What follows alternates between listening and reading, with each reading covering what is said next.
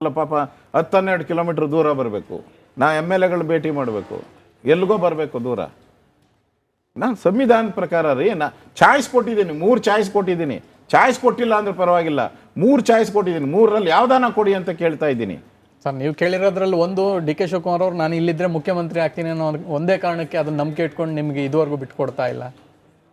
ನೋಡಿ, ಮುಖ್ಯಮಂತ್ರಿ ಆದ್ಮೇಲೆ ಏನಾದ್ರು ತಮಗೆ ಸಿಗ್ಬೋದಾ ಅಂತ. ಹಣೆ ಬರ ಇದೆಯಲ್ಲ, ಹಣೆ ಬರ ನಿನಗಿದ್ರೆ ಹುಡ್ಕೊಂಬರ್ತೈತೆ ನಿನಗೆ.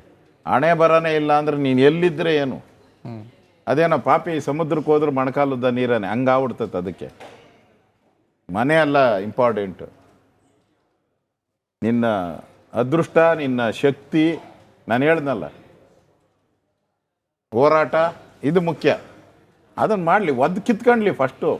ಒದ್ದು ಕಿತ್ಕೊಂಡ ಮೇಲೆ ನಮಗೆ ಹೇಳಿ, ಅದಕ್ಕೆ ಮನೆ ಏನು ಅಡ್ಡ ಬರ್ತೈತೆ ಒದ್ದು ಕಿತ್ಕೊಳಕ್ಕೆ. ಈ ಅದೃಷ್ಟ ಹಾಗೆ ಹಣೆ ಬರಹದ ಬಗ್ಗೆ ಮಾತನಾಡ್ತಿದ್ರಿ. ಈ ದೇಶವ್ಯಾಪಿಯಾಗಿ ಕಾಂಗ್ರೆಸ್ನ ಹಣೆ ಬರಹ ಸರಿ ಇಲ್ವಾ, ಅಥವಾ ಬಿಜೆಪಿ ಹಣೆ ಬರಹವನ್ನ ಕಾಂಗ್ರೆಸ್ನ ಹಣೆ ಬರಹವನ್ನ ತಿತ್ತಾ ಇದೆಯಾ ಅಂತ ಜಾರ್ಖಂಡ್ನಲ್ಲಿ ಆಗ್ತಾ ಇರುವ ಬೆಳವಣಿಗೆಗಳು, ಈ ಬಿಜೆಪಿಯ ಸ್ಲೋಗನ್ ಏನಿತ್ತು ಕಾಂಗ್ರೆಸ್ ಮುಕ್ತ ಭಾರತ, ಅದನ್ನ ಅಕ್ಷರಶಃ ಮಾಡ್ಲಿಕ್ಕೆ ಹೊರಟ್ಬಿಟ್ಟಿದ್ಯಾ ಅಂತ.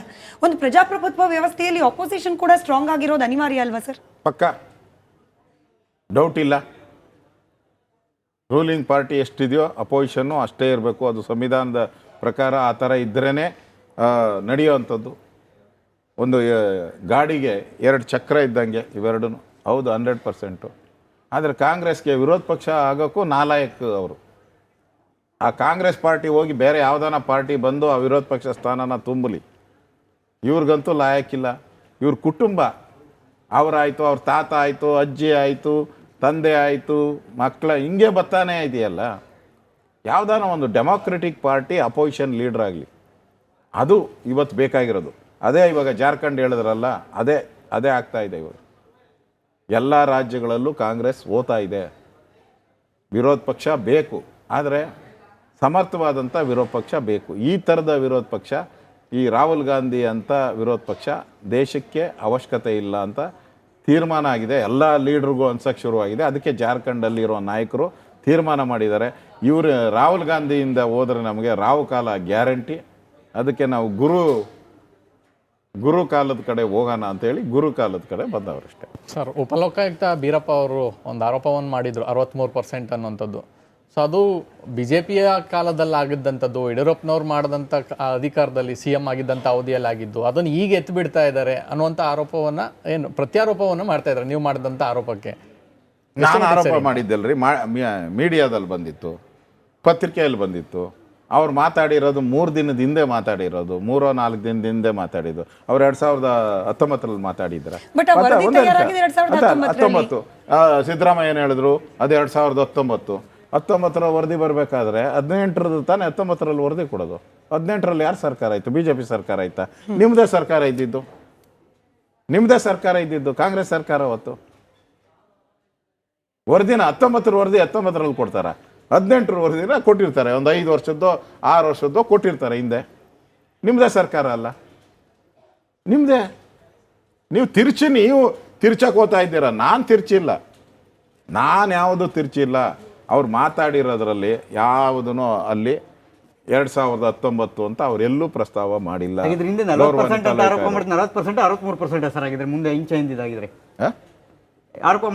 ಕಾಂಟ್ರಾಕ್ಟರ್ ಹೇಳ್ಬಿಟ್ಟಿದಾರಲ್ಲ, ಬಿಜೆಪಿ ಇದ್ದಾಗೆ ಬೆಟರ್ ಇತ್ತು, ಈಗ ಡಬಲ್ ಔಟ್ ಇದೆ. ಕಾಂಟ್ರಾಕ್ಟರ್ ಲೆಟರ್, ಅಫಿಷಿಯಲ್ ಲೆಟರ್ ಬರೆದಿದ್ದಾರೆ, ಜನನೂ ಮಾತಾಡ್ತಾ ಇದ್ದಾರೆ. ಮತ್ತೆ ಎಲ್ಲ ಕಡೆ ನೀವು ನೋಡ್ತಾ ಇದ್ದೀರಾ, ಎಲ್ಲ ಕಡೆ ಲಂಚ ಇಲ್ಲದೆ ಏನೂ ಆಗಲ್ಲ. ಇವು ಯಾಕೆ ಪೊಲೀಸರೆಲ್ಲ ಕಳ್ತನಕ್ಕೆ ಇಳಿದಿದ್ದಾರೆ ಅಂದರೆ ಇದಕ್ಕೆ ಲಂಚ ಕೊಡಬೇಕು, ಅದಕ್ಕೆ ಇಲ್ಲಿ ಕಳ್ತನ ಮಾಡಿ ಅದು ದೊಂಗಲು ಅನ್ನೋ ಥರ ಆಗಿದೆ ಅಷ್ಟೇ. ಸರ್, ಈಗ ಸರ್ಕಾರ ನ್ಯಾಯಮೂರ್ತಿ ಮೈಕಲ್ ಕುನ್ನಾ ಅವರ ಇಂದ ಒಂದು ಏನು ಚಾಮರಾಜನಗರದಲ್ಲೇ ಆಗಿರುವಂಥ ಆಕ್ಸಿಜನ್ ದುರಂತದ ಬಗ್ಗೆ ರಿಪೋರ್ಟ್ ತೆಗೆದುಕೊಂಡಿದೆ. ಅದು ಸದನದಲ್ಲೂ ಕೂಡ ಒಂದು ಪ್ರಸ್ತಾಪ ಆಗುವಂಥ ಸಾಧ್ಯತೆ ಇದೆ. ಇದು BJPಯ ಬಾಯಿ ಮುಚ್ಚಿಸುವ ತಂತ್ರಗಾರಿಕೆನಾ? ನೋಡಿ, ಕುನ್ನಾ ಅವರು ಆಸ್ಥಾನವಿದ್ದ ಕಲಾವಿದರು. ಅವರು ಸಿದ್ದರಾಮಯ್ಯನವ್ರಿಗೆ ಆಸ್ಥಾನವಿದ್ದ ಕಲಾವಿದರು. ಅವ್ರು ಯಾವುದೇ ಆಗಲಿ, ಅವ್ರು ಎಂದೇ ಬರಲಿ, ನೋಡಿ ಅವ್ರನ್ನೇ ನೇಮಕ ಮಾಡ್ತಾರೆ. ಬೇರೆ ಎಷ್ಟು ಜಡ್ಜ್ಗಳು ಇರ್ಬೇಕು ಕರ್ನಾಟಕದಲ್ಲಿ? ಒಂದು 150 ಜನ ಜಡ್ಜ್ಗಳಿಲ್ಲನಪ್ಪ ರಿಟೈರ್ಡ್ ಆಗಿರೋ ಬಿಟ್ಟು ಇವ್ರನ್ನೇ ಯಾಕೆ ಮಾಡ್ತಾರೆ? ಕುನ್ನಾನೇ ಯಾಕೆ ಮಾಡ್ತಾರೆ?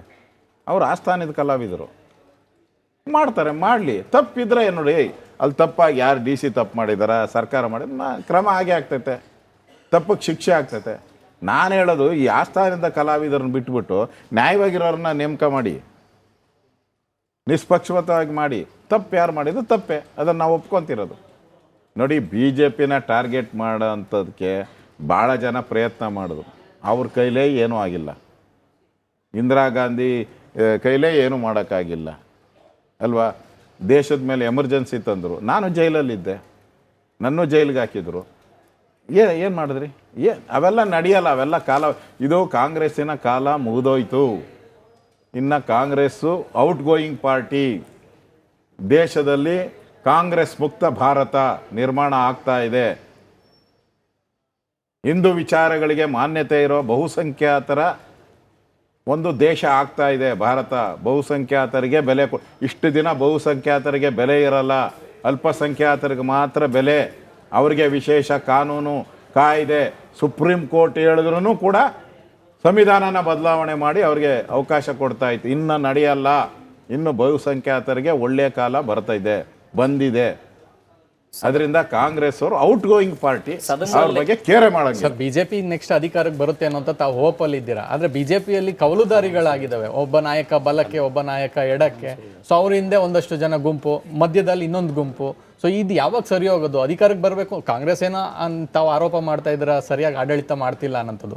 ಅದು ನಿಮಗೆ ತಟ್ಟೆಯಲ್ಲಿ ಹಾಕೊಂಡು ಕೊಟ್ಟಿದ್ದಾರೆ. ಆದರೆ ಆ ತಟ್ಟೆಯಲ್ಲಿ ಇರೋದನ್ನು ಸ್ವೀಕಾರ ಮಾಡೋದಕ್ಕೆ ಒಬ್ಬರು ಸರಿಯಾಗಿ ಒಗ್ಗಟ್ಟಿಲ್ಲ ಅನ್ನೋಂಥದ್ದು. ಈ ಕವಲುದಾರಿಗಳನ್ನೆಲ್ಲ ಹೈವೇ ಮಾಡೋ ಕೆಪಾಸಿಟಿ ನಮ್ಮ ರಾಷ್ಟ್ರೀಯ ನಾಯಕರುಗಳಿಗೆ. ಆದಷ್ಟು ಅದನ್ನು ಹೈವೇ ಮಾಡ್ತಾರೆ. ಆ ಓಪ್ಸು ನಮಗೂ ಇದೆ, ಆ ಶಕ್ತಿ ನಮ್ಮ ಹೈಕಮಾಂಡ್ಗೂ ಇದೆ.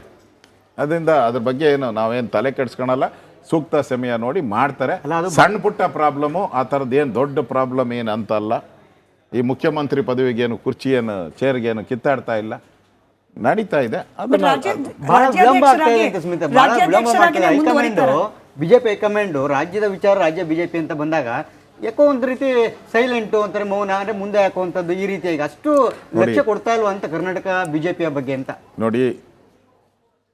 ಇಲ್ಲಿ ರಾಜ್ಯದ ಅಧ್ಯಕ್ಷರದು ಇದು ನಮ್ಮಲ್ಲಿ ಎವ್ರಿ 3 years ನಡೆಯುವಂಥ ಸಿಸ್ಟಮ್ ಇದು. ಮುಖ್ಯಮಂತ್ರಿ ಕುರ್ಚಿ ಹಂಗಲ್ಲ, ಅನ್ಎಕ್ಸ್ಪೆಕ್ಟೆಡಾಗಿ ಬಂದಿದೆ. ಇಲ್ಲಿ ರಾಜ್ಯ ಅಧ್ಯಕ್ಷರು 3 ವರ್ಷಕ್ಕೊಂದ್ಸರಿ ನಡೆಯುವಂಥ ಪ್ರೋಸೆಸ್ ಅದು. ಕರ್ನಾಟಕ ಮಾತ್ರ ನಡೀತಾ ಇಲ್ಲ, ಇಡೀ ದೇಶದಲ್ಲಿ ಬದಲಾವಣೆ ಮಾಡಿದ್ದಾರೆ.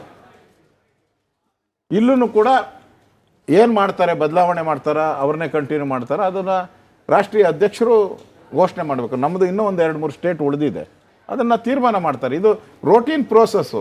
ಇದೇನು ಹೊಸ್ದಾಗಿ ಕರ್ನಾಟಕದಲ್ಲೇ ಏನು ಇಲ್ಲ, ಎಲ್ಲ ದೇಶದಲ್ಲೆಲ್ಲ ನಡೆದಿದೆ, ನಮ್ಮಲ್ಲೂ ನಡೀತದೆ. ಎರಡೇ ರಾಜ್ಯಗಳು ಮಾತ್ರ ಬಾಕಿ ಇರೋದು.